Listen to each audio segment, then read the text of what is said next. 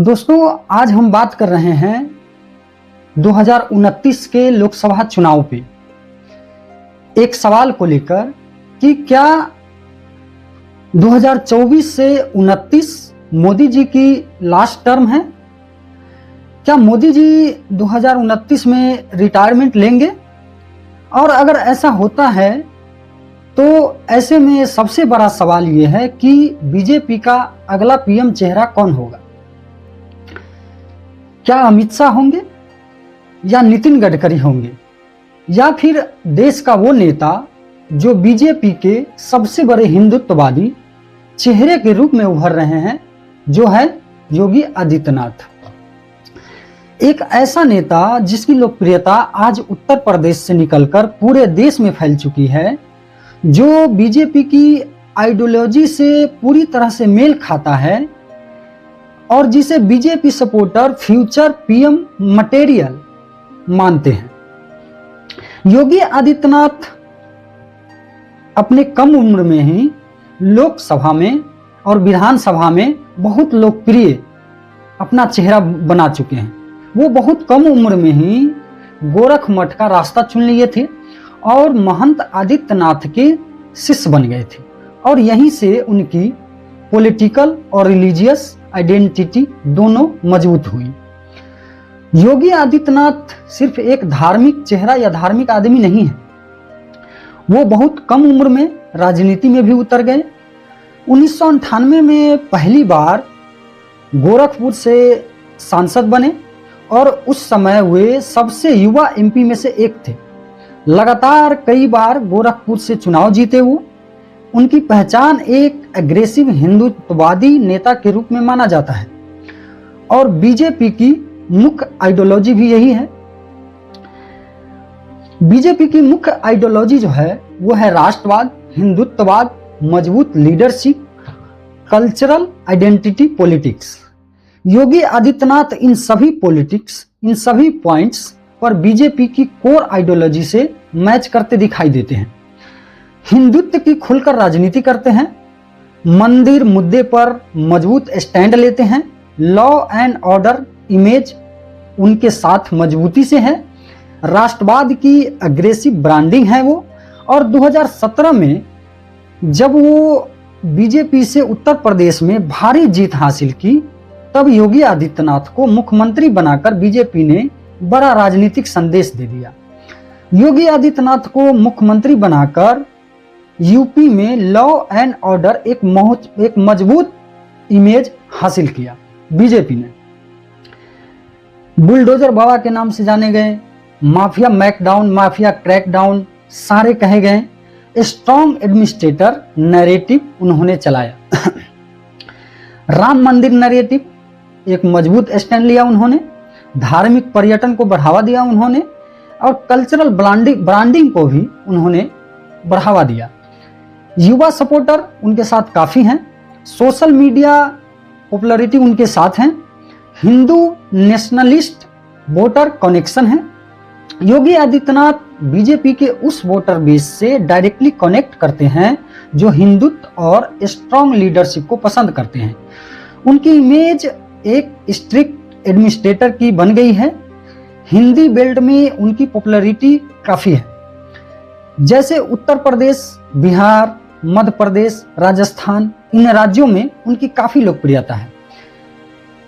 Yogi Adityanath BJP के उन rare नेताओं में से एक हैं जिनकी रिलीजियस आइडेंटिटी और पॉलिटिकल इन्फ्लुएंस दोनों बहुत मजबूत है। लेकिन 2029 की राह इतनी आसान भी नहीं है, क्योंकि उससे पहले 2027 का उत्तर प्रदेश में विधानसभा चुनाव होने वाले हैं। इस चुनाव में बीजेपी और योगी आदित्यनाथ दोनों के लिए एक सबसे बड़ी राजनीतिक परीक्षा साबित हो सकता है और ये एक बहुत बड़ी चुनौती रहेगी। क्यों? 2027 चुनाव बहुत महत्वपूर्ण है योगी आदित्यनाथ के लिए और बीजेपी के लिए। अगर 2027 में बीजेपी फिर से उत्तर प्रदेश में बड़ी जीत दर्ज करती है तो योगी आदित्यनाथ की राष्ट्रीय दावेदारी और मजबूत हो जाएगी, क्योंकि यूपी भारत की सबसे बड़ी राजनीतिक शक्ति है, सबसे बड़ा भारत का स्टेट है, जनसंख्या में भी क्षेत्रफल में भी सबसे बड़ा स्टेट है। क्षेत्रफल में नहीं, क्षेत्रफल में राजस्थान है, जनसंख्या में सबसे बड़ा स्टेट है।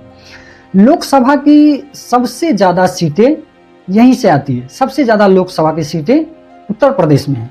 बीजेपी की नेशनल पॉलिटिक्स का केंद्र भी यूपी ही माना जाता है। लगातार तीसरी बार सत्ता में वापसी कराना आसान नहीं होगा। एंटी इनकम्बेंसी, बेरोजगारी, किसान के मुद्दे और जातीय समीकरण जैसे कई फैक्टर 2027 को चुनाव को बेहद कठिन बना सकते हैं, जो विपक्ष के कोर मुद्दे होंगे और विपक्ष इस बात को मजबूती से उठाएगी मंच पे। अपोजिशन पूरी तैयारी में है अभी से।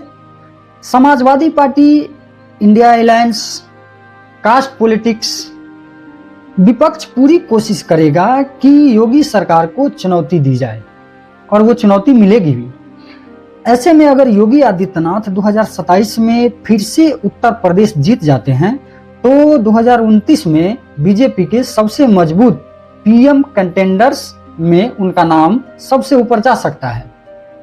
यानी 2027 सिर्फ उत्तर प्रदेश का चुनाव नहीं होगा, बल्कि यह तय कर सकता है कि 2029 में बीजेपी का सबसे बड़ा पीएम चेहरा कौन बनेगा। क्या योगी आदित्यनाथ मोदी जी का राजनीतिक उत्तराधिकारी बन सकते हैं या नहीं? इसका सबसे बड़ा संकेत शायद 2027 के चुनाव में मिल जाएगा। क्या योगी आदित्यनाथ एक मजबूत चेहरा, जिस तरह से 2014 में प्रधानमंत्री मोदी जी का चेहरा उभर के आया था, वैसा चेहरा एक उभर के आएगा? खैर, ये बातें तो 2027 में पता चल जाएगी। और फिर 2029 के बाद बीजेपी की राजनीति में बड़ा बदलाव देखने को मिल सकता है अगर 2027 चुनाव उत्तर प्रदेश बीजेपी जीत जाती है तो। अगर बीजेपी अपने कोर हिंदुत्ववादी वोटर बेस को और मजबूत करना चाहती है तो योगी आदित्यनाथ सबसे बड़े दावेदारों में जरूर दिखाई देंगे। लेकिन भारतीय राजनीति में अंतिम फैसला जनता का होता है और समय का होता है। ऐसे में क्या योगी जी बीजेपी और भारत के एक मजबूत और लोकप्रिय प्रधानमंत्री बन सकते हैं या नहीं? आप कमेंट करके जरूर बताइएगा। ये छोटी सी विश्लेषण थी 2029 के लोकसभा चुनाव में, क्योंकि मोदी जी का उम्र हो चुका है, शायद वो 2029 में रिटायरमेंट ले सकते हैं। तो अगर वो रिटायरमेंट ले सकते हैं तो कौन होगा चेहरा? क्योंकि जिस तरह के मोदी जी का आइडियोलॉजी है, जिस तरह का उनका चेहरा है, जिस तरह का उनका मिशन है, वो मिशन पूरी तरह से मैच करता है योगी आदित्यनाथ से। तो आप कमेंट में जरूर बताइएगा। ये हमारा छोटा सा एक विश्लेषण था और बहुत बहुत धन्यवाद आपको। चैनल को जरूर सब्सक्राइब कीजिएगा, वीडियो को लाइक कीजिएगा और बहुत